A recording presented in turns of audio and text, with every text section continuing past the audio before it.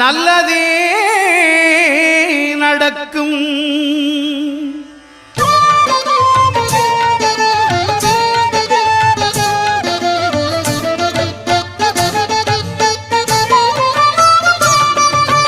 ஒன்பது கோளும் ஒன்றாய் காண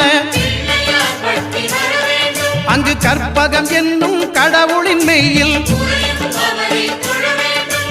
ஒன்பது கோளும் ஒன்றாய் காண அங்கு கற்பகம் என்னும் கடவுளின் மெய்யில்